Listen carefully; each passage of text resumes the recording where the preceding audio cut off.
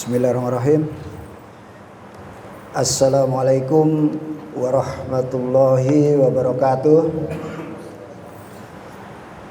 Alhamdulillah, alhamdulillahirrahmanirrahim. Salatu wassalamu ala asyrofil anbiya'i wal mursalin Sayyidina Maulana Muhammadin wa ala alihi wa sahbihi ajmain.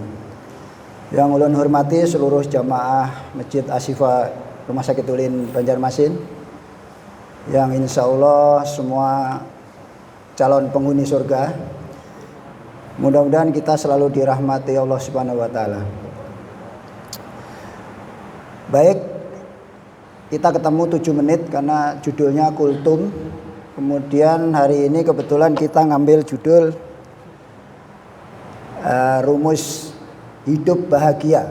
Dan bahagia itu harus dunia dan akhirat. Bapak Ibu sekalian yang ulun hormati, salah satu yang paling penting yang kadang kita lupa, bahwa amal supaya diterima itu dasarnya yang pertama adalah iman dulu. Kemudian yang kedua, kita harus punya ilmunya. Punya ilmunya tapi nggak iman, ya nggak sampai ke Allah mesti.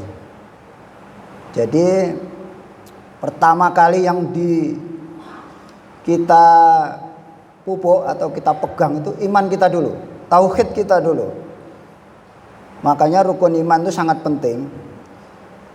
Kita jangan sampai terpleset sedikit pun kalau iman kita nggak benar ya.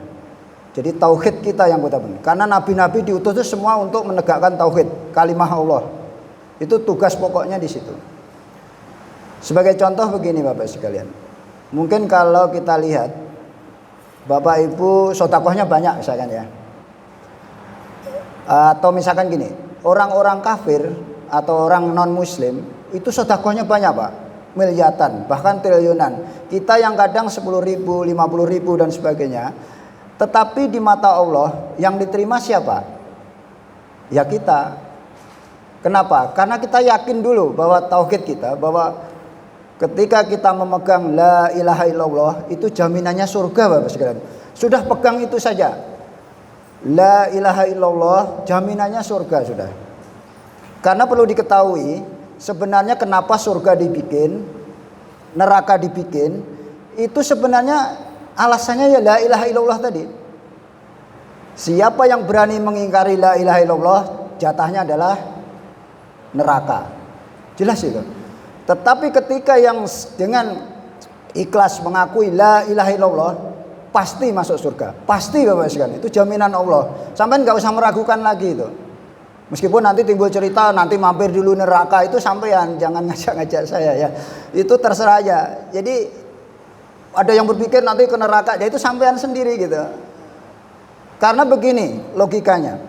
Allah itu rahmatnya luas, tidak terbatas. Contoh, saya beri contoh gampang aja. Mungkin Bapak Ibu lupa.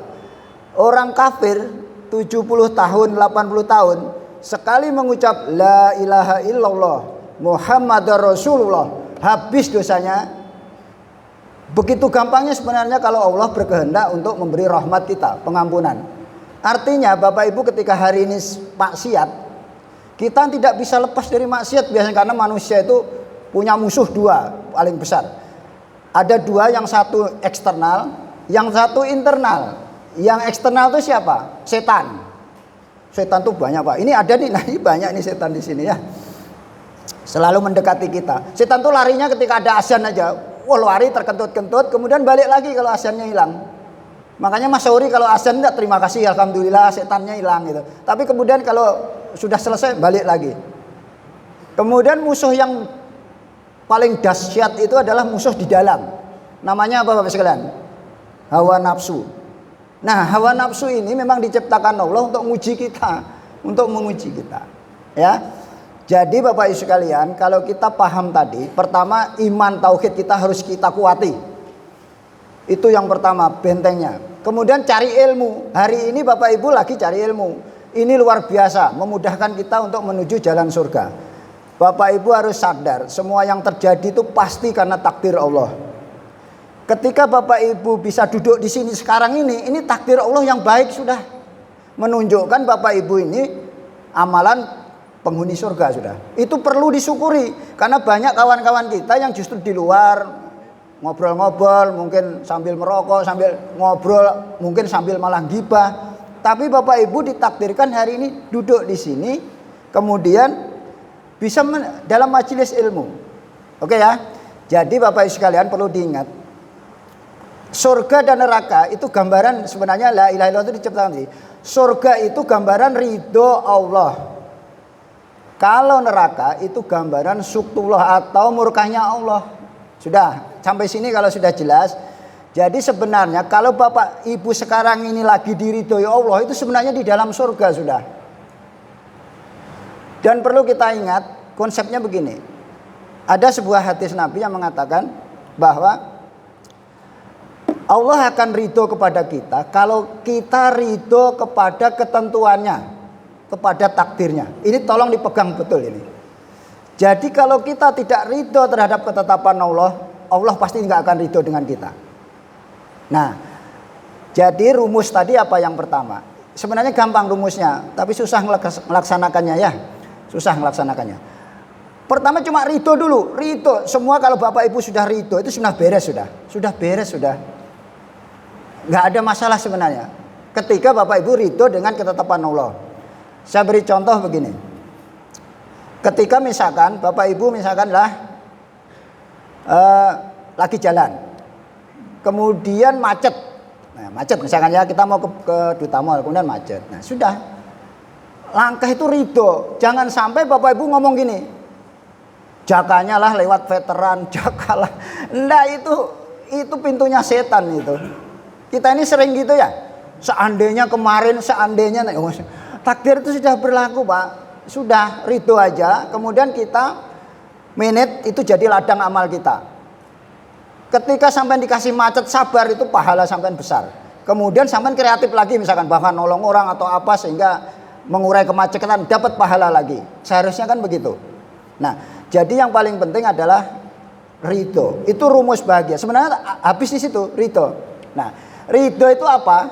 Harus kita sepakati dulu. Kalau kita supaya jelas itu. Ridho itu adalah ikhlas ya, ikhlas menerima. Jadi rela menerima kenyataan apa adanya dengan rasa syukur sebenarnya gitu, dengan puas. Tandanya apa? Tidak ngeluh, tidak protes. Nah, ini Bapak Ibu sekalian. Jadi kalau Bapak Ibu sudah bisa ridho, yakin hidup sampean bahagia. Sampean jadi apa? Sekarang mau tanya saya malah bingung kalau sampean nggak bahagia itu bingung. Karena begini, tandanya sampean tidak ridho. Nggak punya duit, ya ridho aja. Itu memang kehendak takdir Allah. Cuma sebagai manusia itu kita harus syariatnya adalah berusaha dan berdoa. Namanya ikhtiar. Nah, barang siapa ya takwa itu artinya melaksanakan perintah Allah, kemudian menjauhi larangan, dan tawakal itu semua beres sebenarnya sudah. Jadi bukan berarti ketika ini takdir gak punya duit terus tidur aja. Nah, itu siapa yang nyuruh? Nggak ada. Kita balik lagi ke Al-Quran dan hadis bahwa hadis itu menyatakan ya kita harus berusaha. Syariat harus ada. Oke ya. Jadi rumusnya yang pertama tadi adalah ridho, Bapak Ibu. Ridho. Jadi jangan sampai Bapak Ibu tidak ridho terhadap Allah. Buktinya nggak ridho sampai nggak ngeluh. Dah itu aja dulu gampangnya. Ini masih ada yang ngeluh ya. Waduh panasnya. Walah ini apa ini macet orang.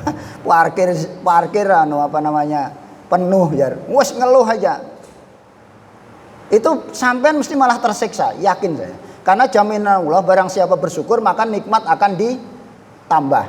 Itu jaminan Allah. Jadi kalau misalkan sampean ngeluh, mesti sengsara akan ditambah. Kebalikannya kan gitu. Nah, jadi sekarang Bapak Ibu kalau yakin ya, terus kemudian yang kedua gimana? Setelah ridho, jadi saya singkat biasanya namanya RSS. Jadi pertama ridho dulu, yang kedua adalah syukuri aja. Alhamdulillah ala kulli hal. Maha suci atau segala puji bagi Allah pada setiap peristiwa. Sudah itu aja. Kalau memang dalam tuntunan kita ada, kalau dianggap musibah kita pilih ngomong innalillahi wa inna ilaihi rajiun. Kalau sampean merasa dapat nikmat ngomong apa? Alhamdulillahirabbil alamin. Tapi sebenarnya sudah apapun yang terjadi bisa kita ngomong alhamdulillah ala kulli hal. Segala puji bagi Allah pada setiap peristiwa. Sudah. Jadi sampai nanti bangun tidur aja ketawa-ketawa aja, seneng aja. Ini yang terbaik dari Allah. Ini yang terbaik dari Allah. Nggak ada lagi. Ini dasarnya Al-Quran, bukan saya ngaco ya. Karena untuk ikhlas itu sebenarnya satu yang penting, pegangannya itu adalah di dalam Al-Quran ya, surat Ali Imran ada ya, Ali Imran 109. Saya senang di Ali Imran 109 ini. Bunyinya a'udzubillahi minasyaitonirrajim. Walillahi ma fis samawati wa ma fil ard wa ilaihi turja'ul umur. Artinya, dan milik Allah lah apa yang ada di langit dan bumi, dan hanya kepada Allah segala urusan dikembalikan. Jadi sebenarnya semua itu sudah diurus dan dijamin Allah, Bapak-Bapak sekalian. Kita sering ngomong, oh rezeki sudah ditentukan Allah, tapi sering ribut kan sampean. Kita ini sering ribut. Wah, cuma sedikit. Itu semua sudah ditetapkan oleh Allah, Bapak sekalian. Sampean ngeluh atau enggak ngeluh, malah rugi sampean ngeluh. Yang jelas tidak ridho. Tidak ridho berarti Allah tidak akan ridho. Dah itu aja. Berarti kalau gambaran yang saya bilang tadi, ketika enggak ridho berarti neraka. Tapi kalau sampean ridho berarti surga. Sudah, sebenarnya hitam putihnya di situ. Ketika ridho maka kita ini sebenarnya gambaran kita di surga. Ketika kita tidak ridho berarti neraka. Karena itu mengundang suktullah tadi. Murkanya Allah. Nah, itu yang pertama. Kemudian yang kedua syukuri tadi ya. Yang ketiga apa? Modalnya sampean bisa ridho itu satu. Sangka baik. Jangan pernah nggak sangka baik. Dah, itu aja. Boleh jadi apa yang kamu suka itu buruk di mata Allah. Barangkali ya, apa yang kamu cintai itu justru buruk di mata Allah. Tapi yang kita benci justru baik di mata Allah. Itu nggak tahu Bapak sekalian, yang tahu Allah aja. Makanya kita prasangka baik. Setiap apapun yang terjadi itu, ini yang terbaik, ini yang terbaik, ini terbaik. Misalkan ya, nggak dapat jabatan, itu yang terbaik. Duitnya, rezekinya sedikit, itu yang terbaik bagi Allah. Karena Allah itu ngasih itu berdasarkan kesiapan kita dan keperluan sampean dan waktu yang sesuai dengan kehendak Allah, bukan kehendak kita. Anak SMP berdoa, ya Allah berikan sepeda motor ya Allah ya. Tetapi nggak dapat. Padahal maksudnya Allah itu diberi keselamatan, tidak kecelakaan. Jaka punya sepeda motor, tabrakan, stroke ya, lumpuh. Itu dikabulkan enggak istilahnya. Makanya definisi pengkabulan itu harus jelas. Allah bisa mengganti yang lebih baik gitu loh. Allah itu berdasarkan pilihan Allah, bukan pilihan kita gitu. Makanya para ahli tasawuf itu enggak ada doa yang enggak dikabulkan, itu enggak ada. Kita aja yang pecundang. Allah itu sudah jamin, berdoalah kepada aku, niscaya akan aku kabulkan. Nah, pengkabulannya itu apa gitu loh. Ya seperti saya bilang tadi, minta sepeda motor, nggak dikasih karena Allah tahu kalau dikasih sepeda motor ini ugal-ugalan, kecelakaan atau bahkan stroke. Ya kalau mati mungkin mati ya, ini kemudian lumpuh seumur hidup, jadi beban yang sehat dan sebagainya. Nah, dikasih dengan pengabulannya adalah keselamatan. Baik mana sekarang pertanyaan saya? Kayak orang ngomong mau naik pesawat, kemudian dia macet, ketinggalan pesawat, kan berdoa nih supaya lancar. Tetapi ngeluh dulu, rugi, ternyata pesawatnya jatuh. Satu-satunya orang yang selamat adalah orang yang tidak naik pesawat tadi, gagal tadi. Sekarang itu dikabulkan nggak doanya, minta keselamatan. Nah, dari hal-hal itu jelas bahwa kita itu wajib prasangka baik. Makanya ada yang berpendapat supaya nggak bingung, doa itu sebenarnya doa sapu jagat aja yang paling aman gitu. Akhirnya gitu, ada yang berpendapat, Robbana atina fid dunya hasanah wa fil akhirati hasanah wa qina adzabannar. Saya kasih contohnya. Indonesia besok main dengan Thailand ya kalau nggak salah ya. Ya Mas Arya yang suka bola. Sampai berdoa ya berdoa aja. Berdoa itu bahwa kita itu lemah, minta pertolongan Allah, sudah itu aja. Hasilnya itu terserah Allah. Ya Allah menangkan Indonesia ya sudah. Yang menang Indonesia atau Thailand itu bukan urusan kita sebenarnya. Itu nanti yang menetapkan takdirnya ya Allah juga. Ya. Jadi jangan ribut. Hasil itu jangan usah ribut. Hasil itu milik. Kalau Indonesia kalah itu yang terbaik, Indonesia menang itu yang terbaik. Tapi kalau nafsu kita maunya kan menang terus. Padahal menurut Allah belum tentu baik. Makanya kalau saya doakan aja Robbana atina fid dunya hasanah wa fil akhirati hasanah wa qina adzabannar. Di dalam hati kita Indonesia mudahan menang. Kalau nggak menang juga saya nggak apa-apa. Karena apa? Saya ridho, itu memang keputusan Allah. Kan gampang akhirnya. Makanya ridho itu sangat penting sekali, sangat penting sekali. Untuk supaya kita diridhoi Allah. Kuncinya tadi Allah akan ridho kepada kita kalau kita ridho terhadap ketentuannya. Sudah, sekarang kita koreksi diri, apakah sekarang kita sudah ridho atau belum? Dengan pekerjaan kita, dengan pendapatan kita, dengan istri kita, anak kita, atau harta kita. Kira-kira ridho enggak? Ciri orang ridho itu mesti gembira, bersyukur. Nah sekarang pertanyaannya, kalau ada orang Islam di dunia sedih terus, ngeluh terus, kira-kira Allah ridho enggak? Yakin itu enggak akan ridho. Karena menunjukkan sampean tidak atau kita tidak ridho terhadap ketentuan Allah. Saya kira itu Bapak sekalian ya. Jadi saya ingatkan lagi rumusnya supaya kita hidup bahagia itu satu, ridho aja. Pokoknya ridho sudah. Supaya bisa ridho, buktinya apa? Kita bersyukur. Karena syukur itu derajatnya lebih tinggi dari takwa. Cari nanti dalilnya di Al-Quran ada ya. Bahwa syukur itu derajatnya lebih tinggi dari takwa. Artinya kita harus bersyukur loh saudara. Utamakan itu. Nah, supaya bisa bersyukur, pondasinya Bapak Ibu berpikir, apapun yang terjadi itulah yang terbaik dari Allah yang diberikan kita. Sakitkah, sehatkah, miskinkah, kaya, itu yang terbaik. Kita nggak usah mikir orang lain gitu. Semua itu Allah yang ngatur sudah. Semua telah diatur dan dijamin oleh Allah. Manusia bisanya cuma bersyariat. Baik Bapak sekalian ya. Saya kira cukup demikian. Terima kasih atas perhatiannya. Mohon maaf kalau ada kata atau perbuatan yang kurang berkenan. Subhanakallahumma wa bihamdika asyhadu an la ilaha illa anta astaghfiruka wa atubu ilaik. Assalamualaikum warahmatullahi wabarakatuh.